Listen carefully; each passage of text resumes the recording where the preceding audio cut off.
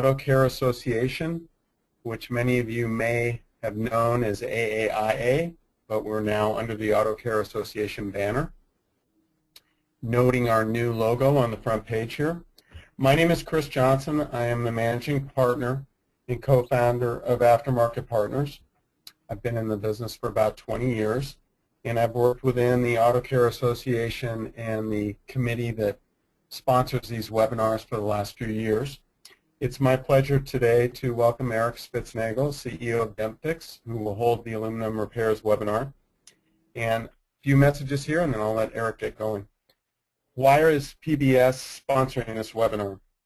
The webinar supports the PBES mission to provide all of our members value through programs and resources, help both distribution, and in this case some collision repair shops to manage change in regulations, business practices, and technology. PBES members enjoy many benefits, including up-to-date information on industry trends and issues, access to suppliers, and new information. Today our presenter is Erik Spitznagel, CEO of Dent Equipment, and he's going to address the management of aluminum repairs in today's market. As everybody on this call knows, aluminum is becoming a much wider used material in the automotive industry. It's used to lighten the load and to account for making the engine smaller due to the government's miles per gallon mandates that have shown up in the last few years. Since aluminum use, particularly panels, is being used increasingly by OEMs, soon repair and body shops will need to be able to do basic repairs on all aluminum panels. Today, Erik will provide a brief review of what is occurring within the industry and describe the benefits, positive, negatives of aluminum usage. He will also outline the repair procedure, shop requirements, and education necessary to understand this aluminum repair change. Each of you will learn how aluminum usage is bringing change to the repair process and how that may adapt to your particular business. Okay, here's the problem. At the end of this presentation, Erik's going to field some questions. So we've set this up so that everybody isn't heard, and we're going to take your questions through the panel on the right. If you look at your GoToMeeting panel on the right at the bottom, you'll see there's a chat feature. So throughout Erik's presentation, if you have a question, enter that into the chat feature. I'll pull it down, and at the end I'll feed them back to Erik for his response. So thank you again for joining us today. We are going to post this presentation on May 27th to the Auto Care Association website. So if you have never gone to that website, just put into your search bar Auto Care Association, and it'll come up and it'll take you to the education website. So with that, I'll turn it over to Erik. And Erik, thank you very much, and here you go. You're welcome. Thank you, everyone, for joining us today, and thank you to Chris and Melissa over at the Auto Care Association for providing this venue for us to get together and learn a little bit about aluminum repair and why it is becoming very important for the PBE sector, suppliers, as well as our collision repair customers. Aluminum repair has been around and aluminum panels have been around for quite a long time, and some shops were able to pick and choose which vehicles they were going to fix. But in February of this year, Ford announced that the F-150 series pickup will be aluminum paneled, completely aluminum paneled, starting in October of this year. And that's a paradigm shift in the repair processes and the needs of our body shop customers throughout North America, because the F-150 is the #1 selling vehicle within the United States. 763,000 of them were sold last year. And that translates, let's just break down the numbers real quick so you get a head around exactly why this is becoming so important. That's 63,500 new vehicles every month, 14,600 per week, 2,100 per day, and 90 every minute of these aluminum panel vehicles being produced on the road. The amount of panels that go out in 1 month from Ford when this happens will equal all of last year's of aluminum panel production from every manufacturer combined.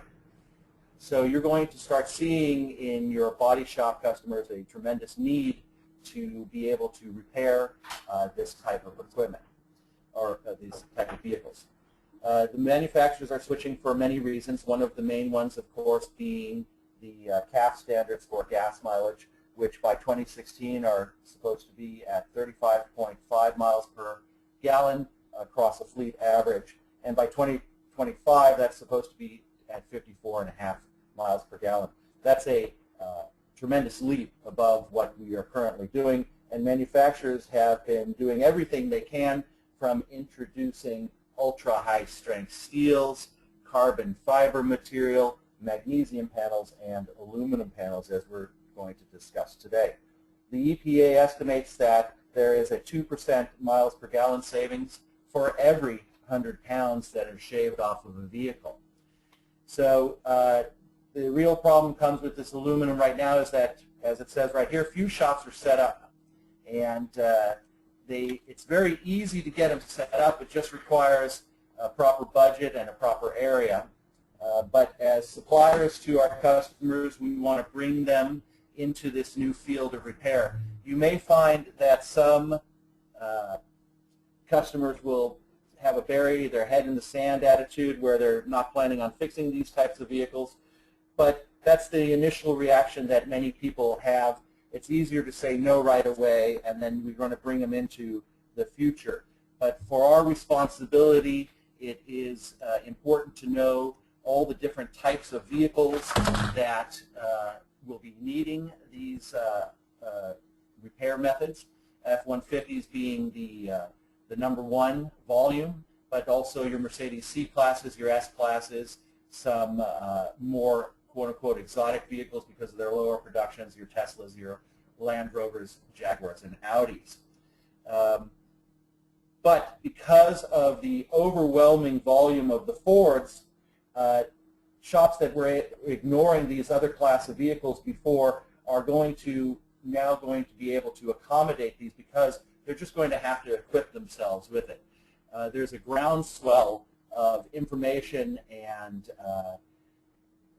media attention on this aluminum repair, and it may be causing it's causing a groundswell of people being interested in these things, but you as distributors need to get a handle on just some basic knowledge on aluminum repair, what's needed, what types of tools, the workability of it, this kind of thing, and this will help you answer your customers' questions and provide them with what they need. So aluminum is obviously a different material than steel. It reacts differently. It has certain requirements that are needed when repairing it. This chart shows the different other elements that are alloyed with aluminum to create a hardness in them because aluminum is too soft a material to utilize in and of itself.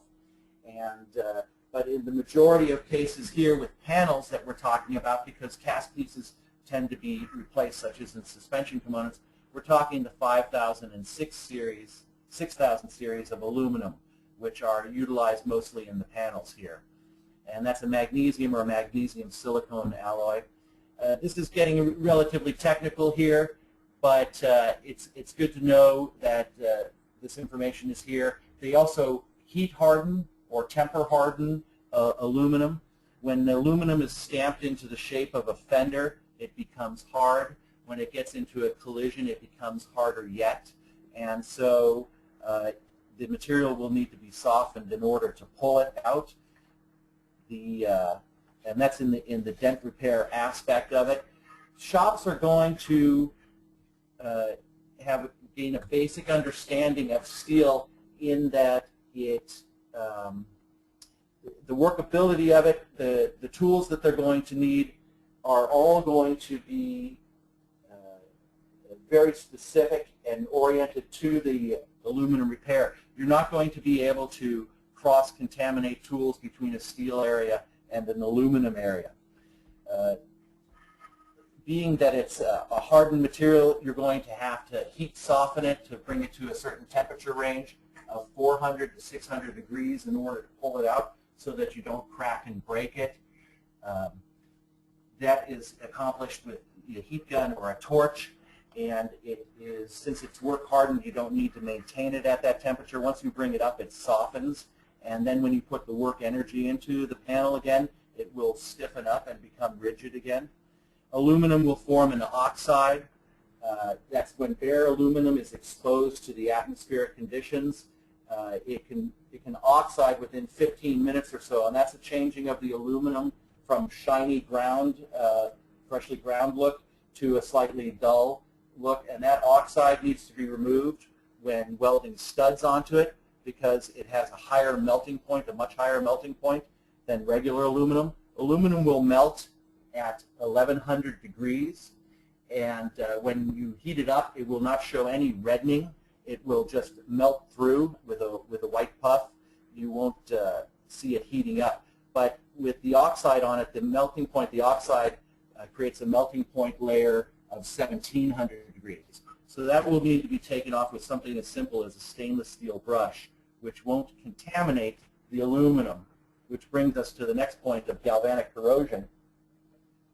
The whole reason between the isolation needed between steel areas and aluminum areas is because of this process known as galvanic corrosion.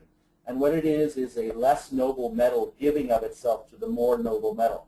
In this instance, it is aluminum giving of itself to the steel, which means that it degrades around the presence of steel. So in order to prevent this process, you want to not embed or have dust particles land on the exposed aluminum panel and thus get embedded in when you use a hammer or a dolly on it. Now, this does not mean that you can't use steel tools on aluminum. Steel tools are acceptable. They just need to be isolated and never used on steel panels. Because steel to steel is the same hardness or maybe slightly harder from one to the other, and you can have a transfer of particles back and forth there. But when steel hammers and dollies are used on aluminum, the steel itself is much harder than the aluminum, and it does not give of itself. But the tools need to be maintained. Isolation is one of them. In the instance of hammers and dollies, you need to make sure that if there is any damage to them, such as a scratch or a nick taken out of them, that you polish them out. Ways of identifying aluminum on car bodies: you can use manufacturer database. You can basically just know off the top of your head Ford hoods on F-150s are aluminum currently. The new model will, of course, be all aluminum, so that's just basic knowledge. But an easy way of identifying it, of course, is putting a magnet against the aluminum panel. Aluminum is non-magnetic. The magnet won't stick. What you can do to help your customer out. Well, this is part of it, and congratulations on that. You guys are out there. There's quite a few people signed up today for this webinar. Educating yourself is the first process, so then you can bring your customers through it and help them understand what's needed out there. As you go into your customers, take a look around the shop and see if they have room to set up an extra aluminum area. Have they been informed about the changes? They're probably all aware of what's coming out, but they may not understand exactly what equipment is needed, why the isolation areas need to be prepared. Some shops themselves may not have the room. One of the simplest ways of isolating an area is with a curtain wall or something like that. But the more isolated it is, the better it is for the repair process. And seeing what kind of equipment they have. The equipment that they have currently in the shop, things like if they have an aluminum welder for MIG welding in the shop, that can be moved back and forth. It's a capital piece of equipment. But many other pieces of equipment, from something as simple as a screwdriver to a new sander, to the paper or the sanding paper that they have on that side. You're not going to be walking back and forth from one side of the shop to the other, in and out of a clean or isolated area, because you're going to be bringing particle matter with you.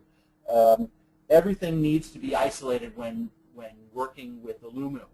When the galvanic process of corrosion, again, is when you have the dissimilar metals coming in contact, the aluminum gives of itself. It creates a corrosion that is very much like the powdery stuff that you see on top of a battery terminal. This corrosion will happen relatively quickly, within about a week of it getting on the panel and not being cleaned off.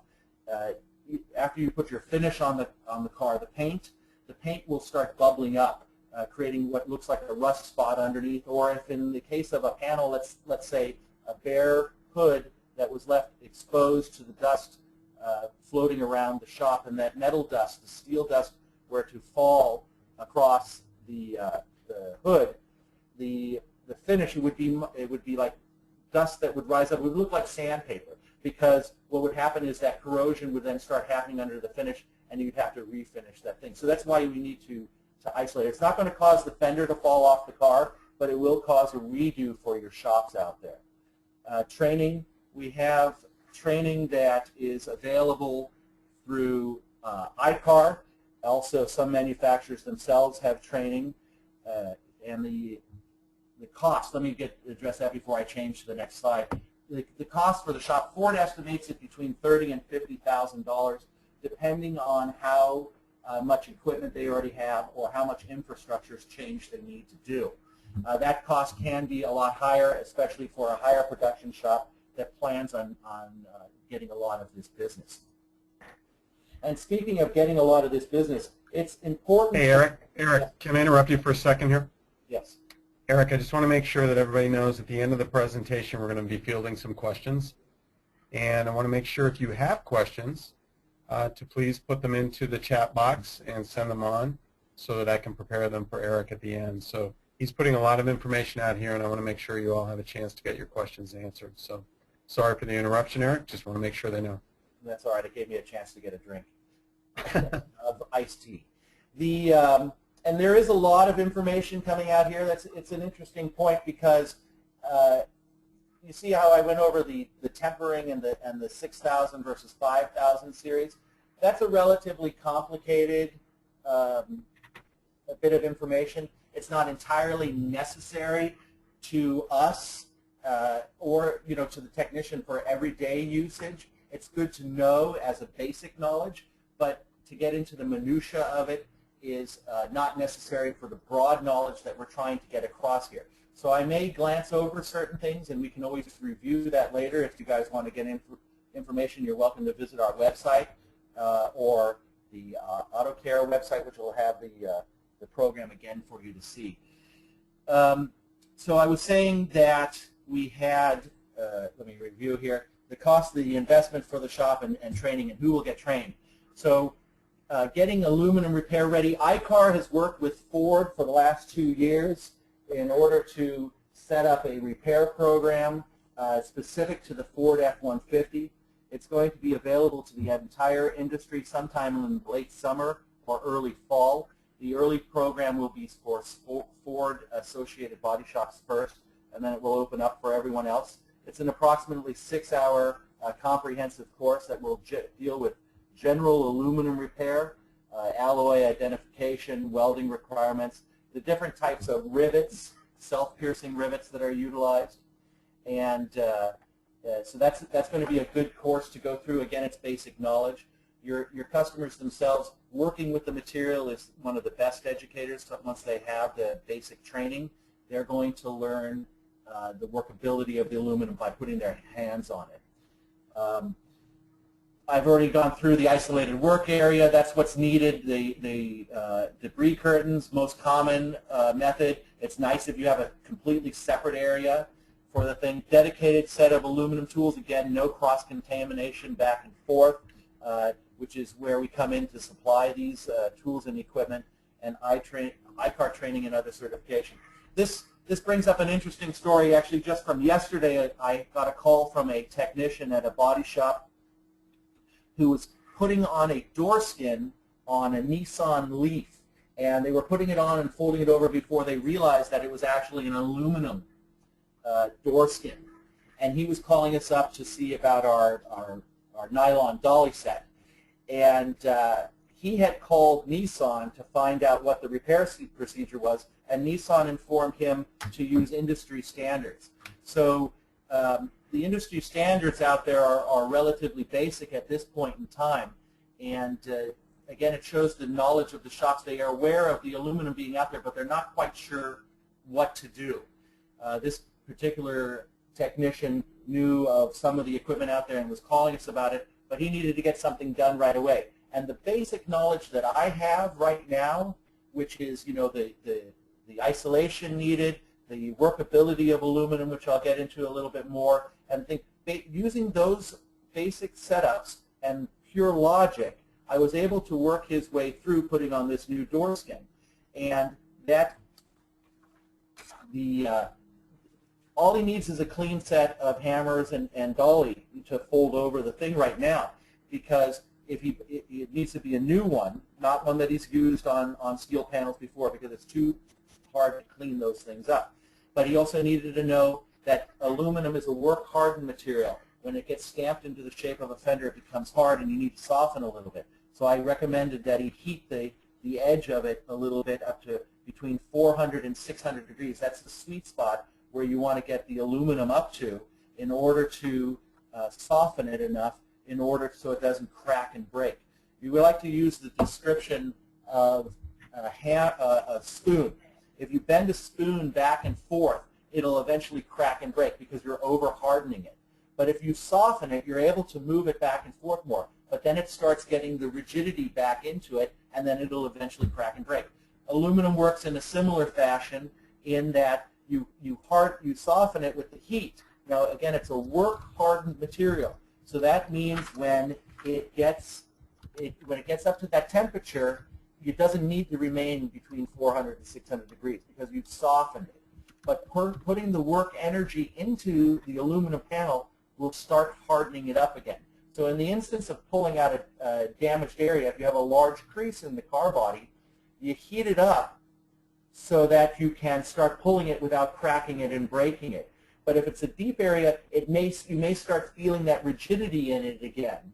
And as such, then you may need to heat it up once again in order to continue pulling it and then put the rigidity back into it. If it's a shallow area, you still probably need to heat it to pull it out to reset the memory because aluminum doesn't have a memory. So as you're pulling it out, you start pulling it and you start feeling some of that tension, but not enough to keep it or put it in new memory in there. That's why some of the tools that we offer for stud welding, they have squeeze type pullers where you bounce out or massage out the damage. And just that massaging action on the metal, the working of it up and down, the bending of the spoon back and forth, puts that work energy back into it and puts the rigidity into the panel so it will stay where it's set. Hey, Eric, we've got a few people that can't hear you very well, so if you could speak up just a little bit, that'd be great. Okay, I'm tracking pretty well into the system, so if it continues to be a problem, I may need to call in. The shops, the basic shop equipment, as Ford has said, are some very basic pieces of equipment. And this is the way I see it going in the future, too. In the past, people like Jaguar and Audi dictated which particular brand of equipment or tool you needed. Such, you know, this brand of welder, this type of tool from this manufacturer. But because of the commonness of aluminum panels coming out there and the need for programs to somewhat overlap each other, it would be impossible for a body shop to equip themselves to accommodate each individual needed equipment and then duplicate it across the board because Audi asked for one and Jaguar asked for another. So there's going to be a more generalized equipment. You need a pulse MIG welder dedicated to aluminum. You need specific hand tools, not any particular brand. You need a dent extraction system, which is a stud welding system. Stud welding is one of the most common methods of removing dings, dents, and creases out of cars. Just look at the amount of steel stud welders that are out there. Every technician has one. They weld a pin onto a car body and pull out. Well, the same thing will be done for aluminum. They're going to need an aluminum stud welding system. The stud welding systems themselves, because you need to bring the temperature up to a certain range, will need a heat gun. They'll need something to measure the heat that's applied because you want, again, that 400 to 600 degree temperature range. If it's under 400, you're not softening the metal. If it's above 600 degrees Fahrenheit, then you're getting into the range of permanently annealing or softening the metal. So there's a certain range where you want to be. And then, of course, again, remember 1100 degrees is where the aluminum melts. So if you're using a flame torch, you want to be extremely careful. Dust extraction systems. Aluminum dust, when combined with steel dust, it can be explosive. And what they ask is that in order to keep that aluminum dust down when grinding, that there be an extraction system for the dust using the wet mix technology, which will lock down the dust and prevent the explosive nature of it. Separating the room, again, isolate, isolate, isolate. That's the key to proper clean work on aluminum so that you don't have a lot of callbacks coming back in. The Ford F-150 specialized aluminum self-piercing rivet gun. In a later slide, we'll see what one of those looks like. The Ford F-150 not only is a game changer with its all aluminum panels and the quantity of the vehicles that they produce, but it's also a revolution in the way they put it together. Ford has put this vehicle together using very few spot welds. They use what's known as a self-piercing rivet, which is a rivet that's pressed into the panel with a die on the other side, so that the rivet itself never penetrates all the way through. It actually deforms on the inside of the panel, spreading out and holding the panel together. Every panel on the F-150 is self-pierced rivet on. So they're either going to need to buy a self-piercing rivet gun, or there are some other bonding methods that they have that are available, and they will be taught in the courses as well. And of course, frame machine jigs and things like that are also needed when you're pulling on aluminum frames, which the Ford F-150 is still on a steel frame, but for other vehicles, those kind of things will be needed, like your Jaguars and what have you. So this is the Ford Rotunda program. They've put together a large series of different specialized pieces of equipment. Again, this is a general thing that's going to be needed for most shops, or every shop across the country is eventually going to have to handle some sort of aluminum repair, unless there's a centralized body shop. I think that in some instances where you have a group of shops, they may either get together or one of them will dedicate a certain aluminum-only repair facility where it might be, at least initially, fed by the other shops in the general area, because they may or may not have the capability of investing the $50,000 each, but as a group or as an entrepreneurial individual, you get together and you create one of these centralized areas that can be fed by the shops around the area. But eventually all shops are basically going to need to equip themselves. These are some of the different types of ways of isolating the area. These are curtain walls from several different kinds of manufacturers. It doesn't really matter what brand it is. If a shop has an unused spray booth, that can be used as an isolation room. And some of the easiest are these curtain walls that you see. And over here on the right-hand side, you can see this is a basic curtain wall setup that runs around $2,000. Then you get into one with some sort of lighting across roof, which will, of course, help prevent dust penetration over the top. And then you have one that's got the lighting plus filtration systems across the way.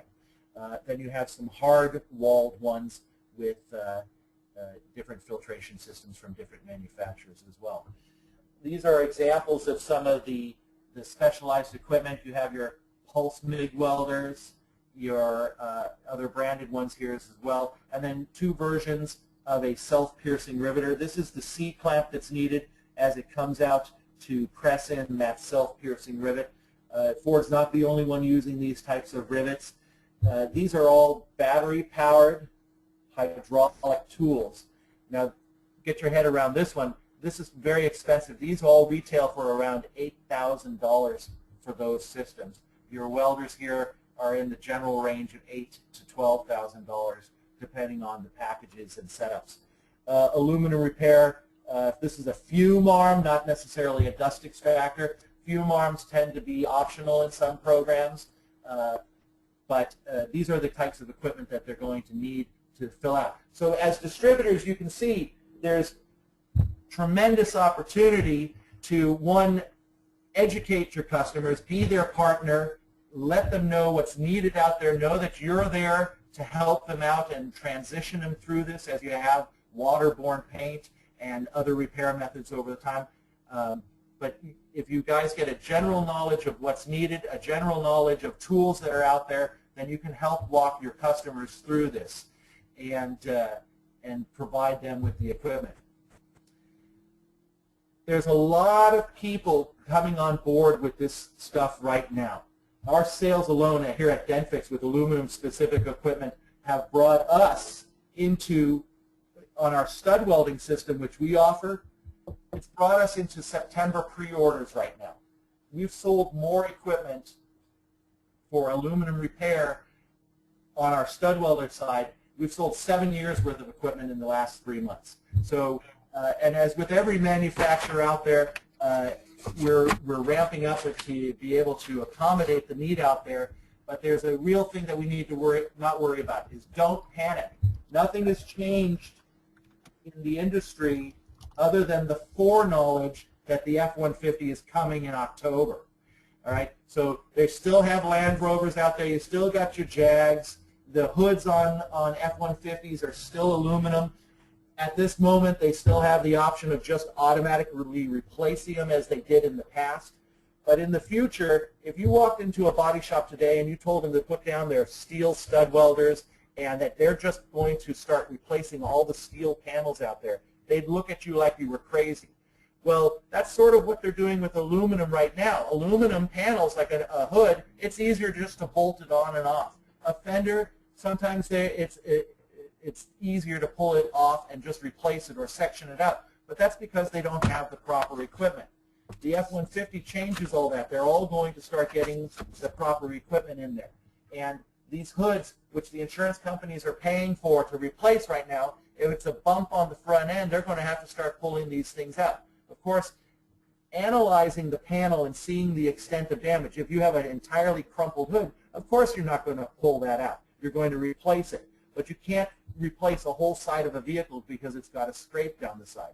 You're going to need the stud welders and the dedicated systems that you need in order to repair these panels. Hey, Eric, this is Chris. Sorry to interrupt you, but we've got a lot of questions, so we've got about 15 minutes left. I just wanted to make sure you knew that. Okay, I'll work my way more quickly through it. Okay, so the thing is with your customers, a lot of guys are going to want it. I want it yesterday. I want it today. You know, that kind of situation. Demand is very high. The supply is trying to meet that at this point in time. Again, the guys that are pre-preparing, great. Their customers, their technicians are going to get comfortable with the situation. They're going to learn how to do it, and then when it does happen, they're going to be prepared. But remember, the Ford F-150 is released in October. There's 2,000 per day going out, 14,000 a week. It's not going to spread across the country that quickly.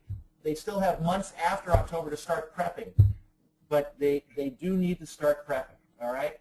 So, and you guys are the start and the forefront of all that. I want to get you pumped on this aluminum repair because it's going to be good for all our businesses. It's going to be good for the shops that set up first because they're going to attract the business to them, and they're going to be able to be more of a power player. Insurance companies are going to start directing their repairs to the shops that are specifically prepared to do this.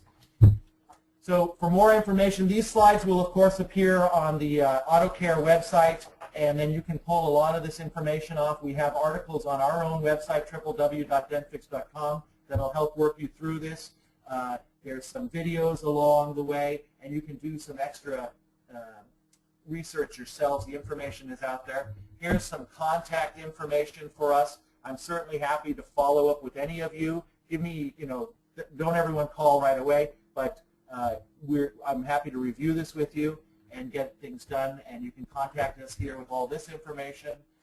And then this, just for my own push of my own particular product, this is our stud welding system with a complete set of hammers and dollies and nylon shaping tools in here, your stainless steel brush to get rid of the galvanic or the oxide that forms, your different pullers, your bridge puller with a squeeze action on it, our stud welding gun with the capacitor discharge welder with the grounds located on either side of the gun, so no separate ground cables are needing to be attached. Your quick release pull fingers that you attach to your different pulling devices to pull out on the studs.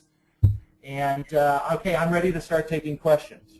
Well, I guess I'll follow up on that last one just to make sure we stay on point. Can you use steel hammers, dollies, and files, or do you have to have dedicated tools for aluminum? Can you use the ones that you've been using on steel? Absolutely not. You need to have a dedicated set of aluminum repair tools. And as you can see, these dollies here are indicated aluminum use only by their red coloring.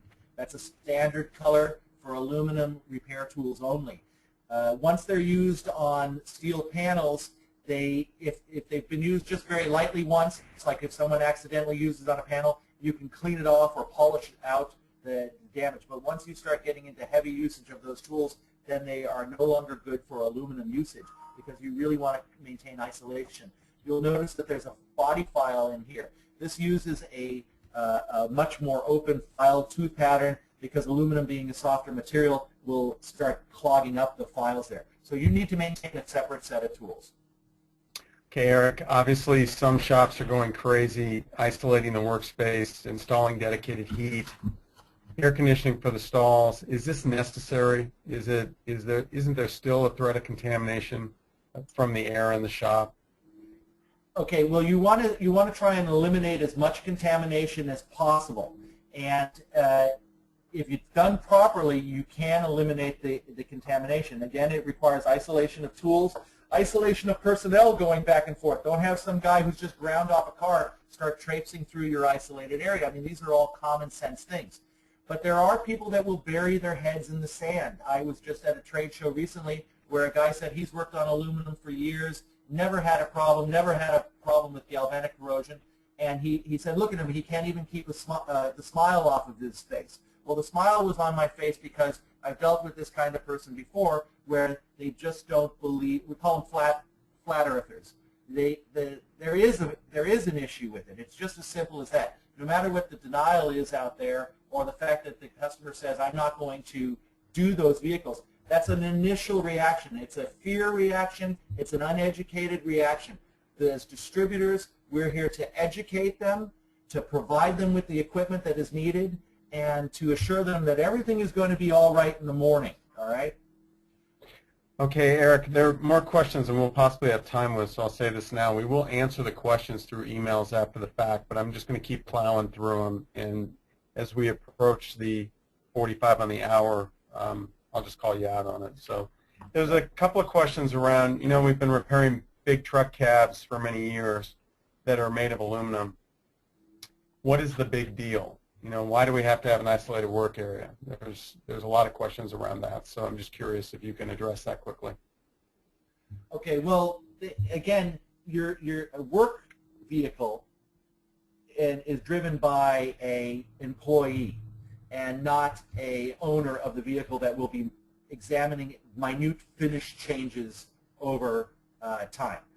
Now, if a shop is working on the galvanic corrosion situation has been around for a while. I'm going to assume that people that have worked on aluminum in a lot of instances where it's coming through constantly, such in a truck situation, have been using the same tools on aluminum for a while and are not really cross-contaminating them back and forth. But there still is that issue.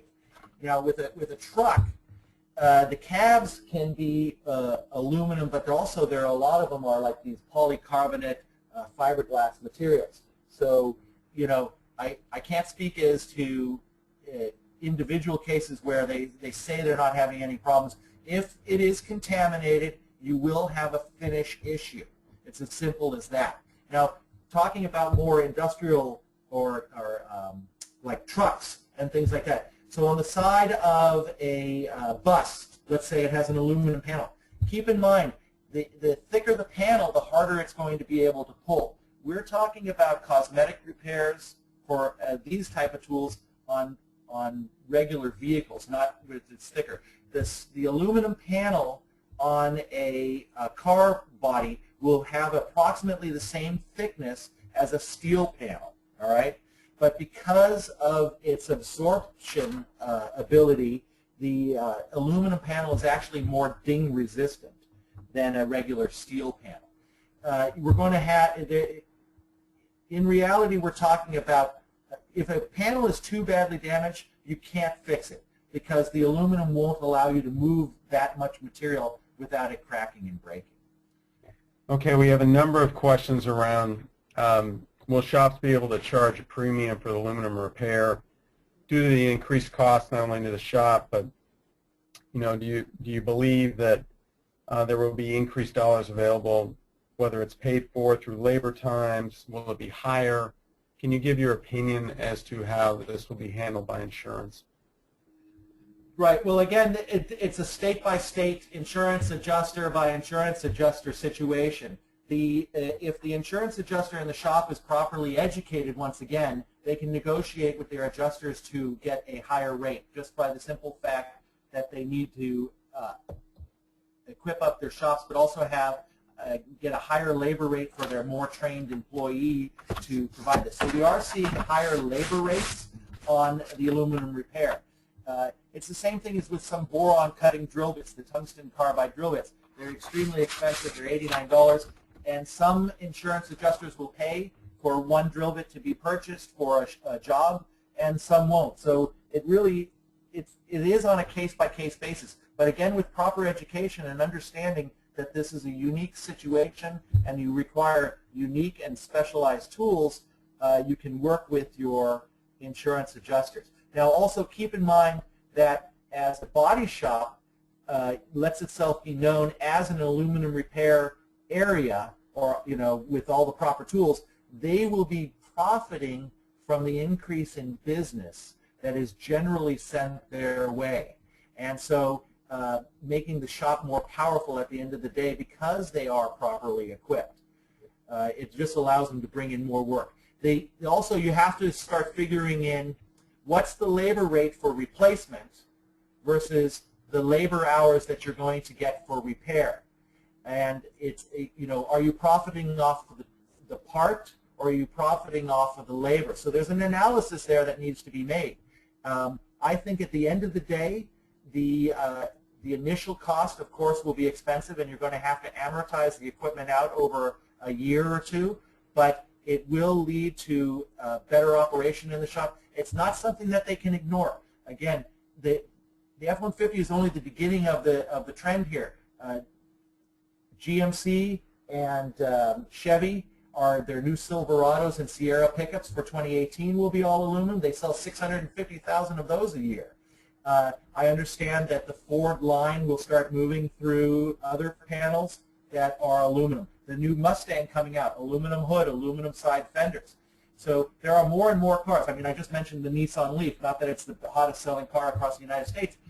You can't just turn away all these vehicles or just replace all these things. This equipment in this isolation area are becoming highly necessary. All right, next question. Okay, Eric, in the interest of time, I'm going to have to thank you for a great presentation. I will take the other questions, of which there are 3 or 4, and I'll have you answer them through email to everybody who's involved. So appreciate everybody who's attending today and the questions that you've thrown out. I'm sure many of the examples Eric's provided are going to help you in either implementing change or adjusting what you've already done in the aluminum repair area. For distribution, maybe this brings to light a lot of the opportunities that you can help your collision repair centers to get ready for this change.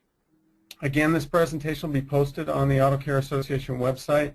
We're shooting for next Tuesday, the 27th, and an email will be sent out to everybody who was on this so that you can get access to that presentation. For more information on paint, body, and equipment segment of the Auto Care Association, feel free to email our staff liaison, which is Paul Fiore, at paul.fiore@autocare.org. And thank you, Eric, and thank you to everybody who participated in this call.